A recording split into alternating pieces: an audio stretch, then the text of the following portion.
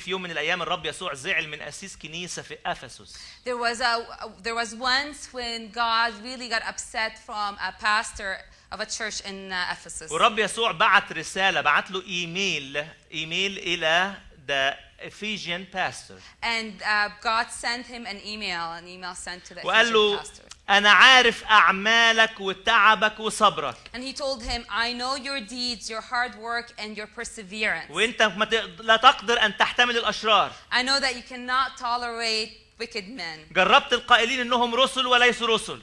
That you have tested those who claim to be apostles but are not. فوجدتهم كاذبين. And have found them false. قد احتملت ولك صبر. You have persevered and have endured hardship. تعبت من أجل اسمي ولم تكل. You have endured hardship for my name and haven't grown weary. لكن عندي عليك أنك تركت محبتك الأولى. Yet I hold this against you. You have forsaken your first love. فاذكر من أين سقطت وتب.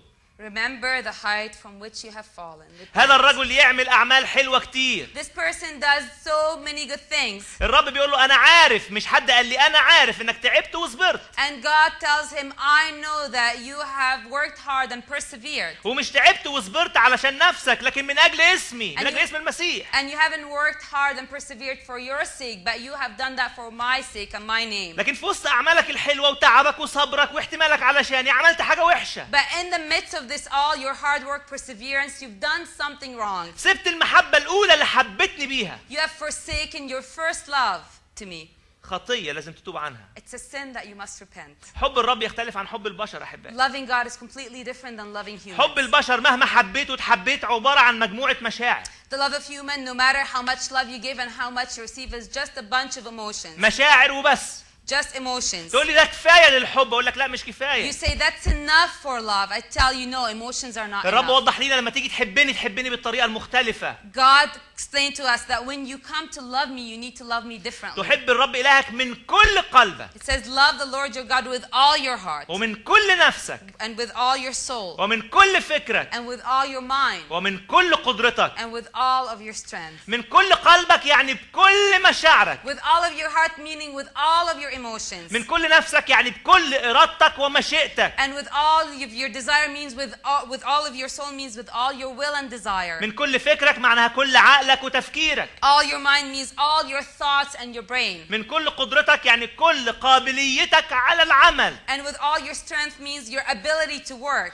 خدت بالك معاه الفرق بين حب الله لما نيجي نحب الله عن حب البشر لبعضيهم. Can you now tell the difference between loving God and the love that people have for each other? ممكن تحب إنسان أو إنسان يحبك بكل المشاعر. You can love someone or have someone love you with all the emotions. لكن مين اللي يحبك من كل النفس؟ But who can love you with all of his soul? تقدر تحب مين من كل فكرك ومن كل قدرتك؟ Who can you love with all of your mind and all of your strength? لما نحب الله ما نحبوش مجرد مشاعر وعواطف وانفعالات. When we love God, we can't just love him based on emotions, feelings and excitement. احنا بنبقى في الاجتماعات منفعلين. Sometimes when we are attending worship meetings, we are excited. تسبيحة حلوة نهلل ونتنطط ونسقف ونزغرط. If it's a happy song, then we clap and we shout and we jump.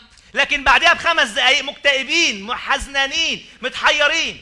But 5 minutes later, you find us depressed and disappointed. ليه؟ Why? لأني بحب الله بالمشاعر والانفعالات فقط. Because I love God based on feelings and excitements only. عايز أقول لك لما تحب الله حبها بالجملة اللي أقولها لك دي. I want to tell you that when you love God, love it this way. حب الرب بكل مشاعرك وعواطفك. With all your emotions and feelings. وبكامل إرادتك، مش محدش بيجبرك. And love your God with all of your will without having someone force you to do it. فيشغل كل تفكيرك. So that God consumes all of your thoughts. وتعمل من أجله أي شيء وكل شيء. And so that you do for him everything and anything. إيه رأيك نقولها تاني؟ Why don't we say it one more time? حب الرب بكل مشاعرك وعواطفك. Love the Lord your God with all your emotions and feelings. بكامل إرادتك مش غصب عنك. With all of your will. عشان يشغل كل تفكيرك مش وقت معين في الأسبوع أو في اليوم. So that he consumes all your thoughts, not just a minute of your day or your time. بالطريقة دي تلاقي نفسك بتعمل علشان يسوع كل حاجة وأي حاجة. And with this way, you'll find yourself doing for Jesus anything دلوقتي and تعالى نسأل everything. السؤال تاني. Now let's ask the same question. هل أنا بحب الرب؟ Do I love the Lord? بس أحط السؤال واضح. But I have to make my question clear. هل أنا بحب الرب حسب وصيته؟ Do I love the Lord according to his commandments? هل بحب الرب بحسب توقعاته؟ Do I love the Lord according to his expectations? هل بحب الرب بحسب كلامه؟ According to his teaching? في اشياء تميز علاقه الحب. There are certain things that distinguish a love relationship. ودلوقتي هنختبر معرفتكم بمواضيع الحب. And now we're gonna examine you and test you on love relationships. وانا عارف ان الشباب قد يكون خبير، لكن انا عايز اقول لكم النهارده ان اهاليكم وابهاتكم ومامهاتكم خبراء اكتر منكم. And I'm telling all the youth that you think you're experts in love relationships. I'm telling you that your parents are better experts. انا عارفهم اصلي من قبلكم من زمان. I know them before that. لما تلاقي واحد وواحده بيحبوا بعض في حاجات تميز هذه العلاقه. When you find a male and female loving each other, you find that there are certain things that distinguish their relationship. مين يقول لي اول حاجه تميز هذه العلاقه ايه هي؟ Who can tell me what's the first thing that distinguishes a love relationship? اللي هيجاوب هيبقى خبير. خلوا بالكم، مش عايز يبان انه خبير، خليه قاعد ساكت. قول يا خبير. برافو عليكي، ده انت خبيره قوي. برافو الماجي. أول شيء يميز علاقة الحب الكلام. The first thing that distinguishes a love relationship is talking. حاجتين في الكلام. Two things in words. نوع الكلام وأسلوب الكلام. What you're saying and how you say it. للأسف في ناس كتير ما بيتكلموش مع ربنا خالص. Unfortunately, there are a lot of people who don't even talk to God. فاكرين صاحبنا باسم أندريا لما كان قال لك في ناس يومين ما يصلوش؟ Do you remember our preacher Basim when he said there are people who can't pray or don't pray for 2 days? لما يعدي عليك شهرين وثلاثة وسنتين وثلاثة ما بتتكلمش مع ربنا خالص، ما تقنعنيش انك بتحبه. When you don't talk to God for 2 weeks, 2 months and a long period of time, don't convince me that you love God. ما تقنعش نفسك وتضحك على نفسك انك بتحب الله وبتحبه جدا وبتموت فيه ومستعد تموت علشان وانت ما عندكش استعداد تتكلم معاه. Don't convince yourself that or fool yourself that you love God and you have emotions for Him and you have excitement for Him when you don't have time to talk to Him. دول الناس اللي مريحين ما بيتكلموش خالص. These are the people who are relaxed and they don't do anything with من زمان. They are like people who've been married for a long بطلنا time. نتكلم خلاص. We stopped talking to each other. لكن في ناس تانية مختلفة. But there are certain people who are somewhat different. كلامهم مع الرب من نوع تاني، بيتكلموا بس من نوع تاني. They converse with God, but it's completely different. على طول بيشتكوا من حالهم.